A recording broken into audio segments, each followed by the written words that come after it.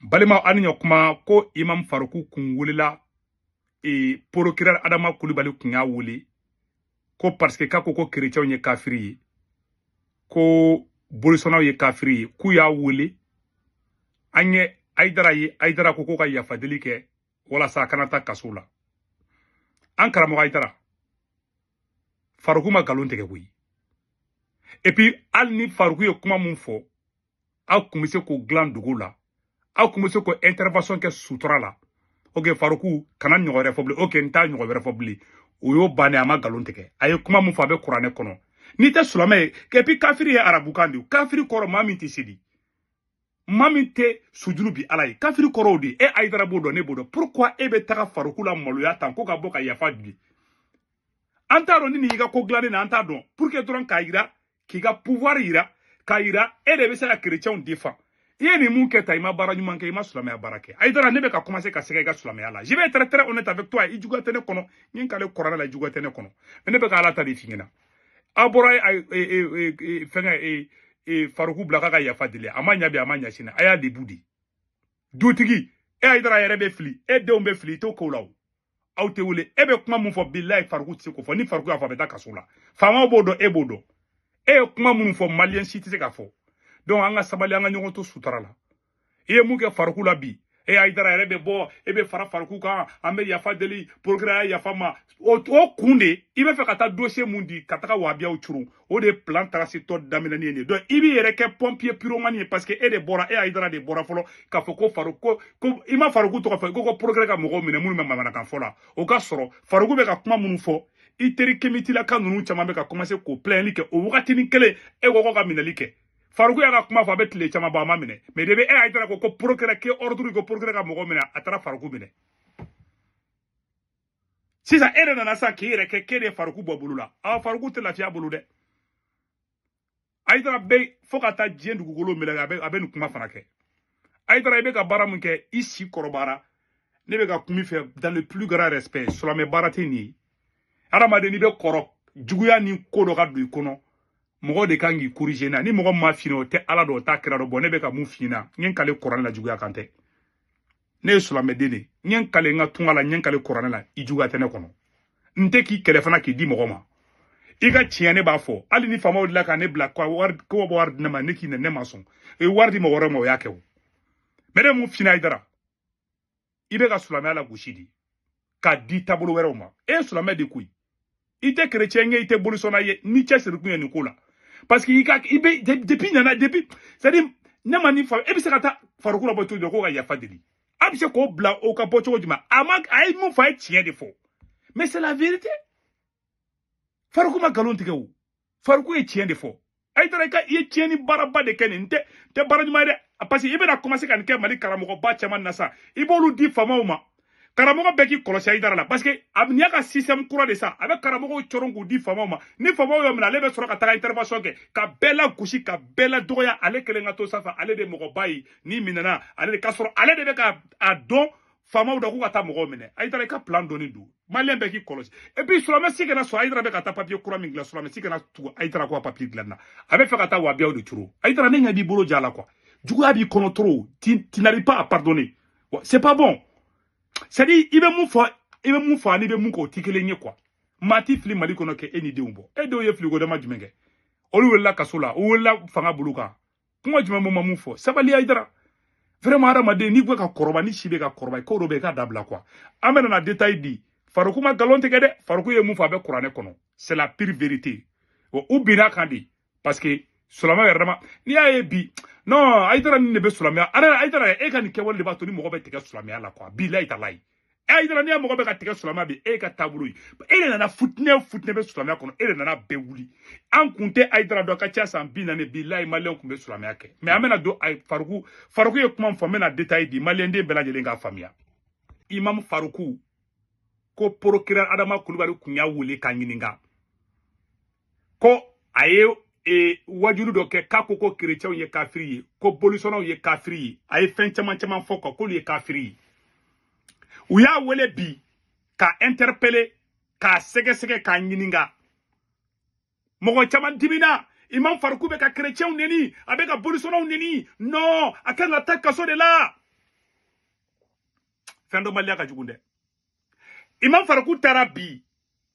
fanga blonka a sigina kanaso abo kundo. Je ne sais pas quelle sera la suite, mais memundo na farako ka Qur'ane bo imam faraku ye kuma fo abe Qur'ane kono avec ayata solomon ngininga chama rete kafiri korodo chama kafiri ken nende parce que diko ko kafiri moko madron do ere kafiri yake chama te kafiri do kafiri arabu kandi yes ayata kafiri koro nyini folo mama te sulame ere sigika ere fen folo jume folo muna aka gele aka nyininga sulame ere sigika fen folo mi o la ilaha illallah muhammad rasulullah ni te se ko fo ete sulame bon ni te sulame kete sulame e kafiridi kuma be fle koy ite seli ite sujulu bi ala ye kafiridi dépend fitini kuma nbe fo faruko ye kuma mu fa ma kuma jugu fo de ama kuma jugu ama ay kuma fo ni kuma nbe fo dépend fitini nama sulame do de wulila kana do sulame ala kana sulame la kushi ku di masugu bema katla kolbe sulame ni bolisolo ni chrétien ta kulu kekele mo garata ka kaidara didu kolbe sulame ni bolisolo kambe gambolo di nyogama iga duna défend malembe bolo di le nyonga baka koro dépend ta idara kodo aw chama wala sanda ata aidara de nale ni ko ni chama baso sino folo an fitinama wajulu beke wallahi billahi amenu kuma nunu me bolisolo ere kafiriya ere bolisolo do kumbu disi goshena ko le kafiridi ubu disi goshena no an kafiridi mais sulame do re nana fo aidara na nyongona sure nana kana aw ke digina koy karsa e kafiri o ko juguya o kuma juguya ngo kafiri ko rete eteseli mami teseli e kafiri de o e kelenge flana etseka do sulame ala sulame aflene etseka do ala ni ma la ilaha illallah muhammad rasulullah chrétien ni membo fola bolisona ni membo fola machito fola ni ay farugu ba mena bikata dalu de te fonu bina kono de fonu bina farugu kono dalu te farugu bi se ka mena dalu mina fendo balia ka jugunde fendo balia ka jugu mbe do folo mena fin chama fo na sulame a pilier kacha 4 piliers before 5 piliers before sun seli jaga suni seli ani jaga ani kata hijila ani ibe do sulamela ni kami no la ilaha illallah muhammad rasulullah olu fen ni to olu fen nke iga sulame amadafa mega tiende fina o ye kelenge flana fana mu etukuni ay chrétien jumengi kabe la ilaha illallah muhammad rasulullah fo ay bolisona jume kabe la ilaha illallah muhammad rasulullah fo ay bolisona jume kabu fo e folo bolisona de bubu disi gosi kanye kafiridi ubu disi gosi na mais bi o kera kuma jugu bade ko ni ko lu kafiri to kabe dugu mais folo ba fo al dada yatara kuma fo kale kafiridi o ye kuma jugu ya de ba fitina be fo de ba fitini ni kuma nunu be fo aidara de commencer le ka wuli dans les années 80 aidara wulla on bengena aw chama wolola aidara klela de mais aidara bulla ka on nyama tigeli soro ambe dien kalama yani aidara ko kana sena billahi ni problème kunte maliko aidara de nale ni problème ndamina aidara il faut appeler les chats par son nom ni ju e aidara juguya ne e aidara nyanguya be na nyen kali al coranela aidara nyanguya tenela ide nyanguya tenela nteki kelefana mbega kuma ni ala chaman chedla nyen kali coranela nteka galo fara noela e de be ka problème créer et des poètes aidara des problèmes nyebi ini kanuba au des problèmes nyebi mais je vais être très honnête au de nana au kana fait chrétien ma ina fo au des chrétiens ka défense taray au de nana problème dina kono bi au de aidara de nana baby mais ka tigne de fo nyana bi de aidara de nana ni problème nyi de pa aidara ko kuma te fola aidara ko dame nana on sigile ngana problème kunte dina ko la ambe po en démissionnement wa bia misri yorola ambe bo ne nga demisera ke ne gumbe wabi ne nga milie ke wabi a milie la billahi tallahi ameta wabi a misri kono ube wajulu ke ube du kuma nunu fo ba kuma fo mu nga juguni ni be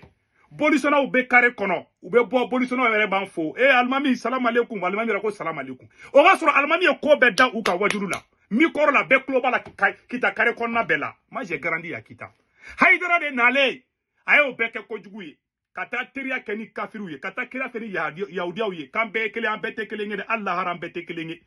ala jahannama da kata sumada ala jahannama da ka arjana da maa min ye jahanama kɔnɔ e se k'i teri ko ye e ka kɛ ni ala ka di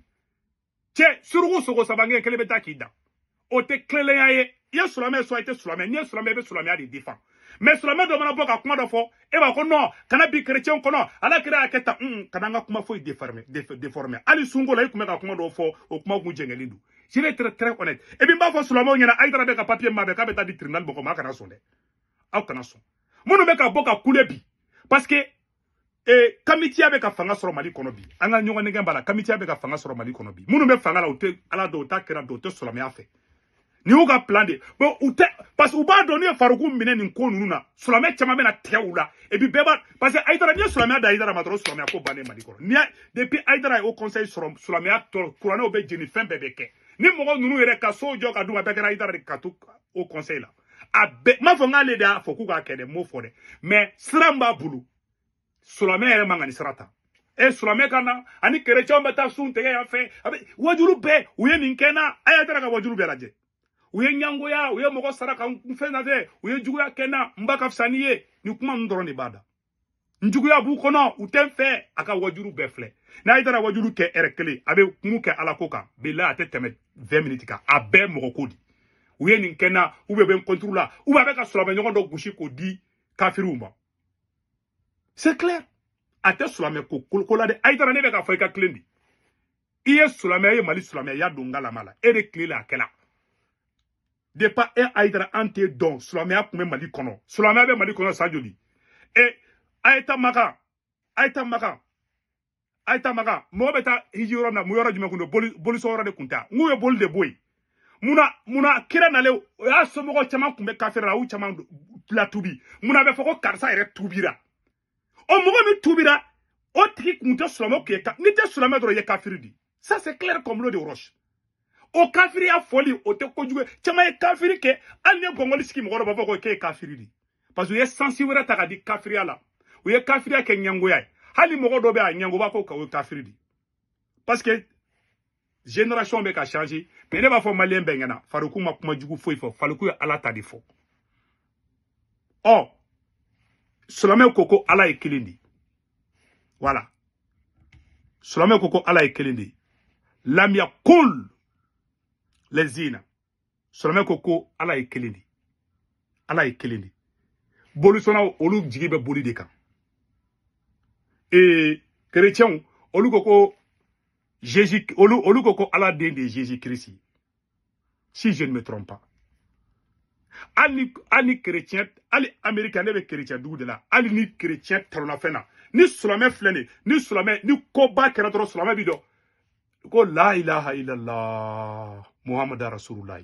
silamɛ den bɛɛ b'o fɔ ni ko dɔ kɛra a y'i dabali ban ou bien n'i bɛ fɛ ka ala di ou bien ni fɛn dɔ bɛ yen nɔ mais ni chrétien ta kɛra b'a ko Jesus Christ bon ne b'a dɔn anglais de la kosɛbɛ n t'a dɔn u b'a fɔ français la cogo min na Jésus Christ u tɛ ala fɔ dɛ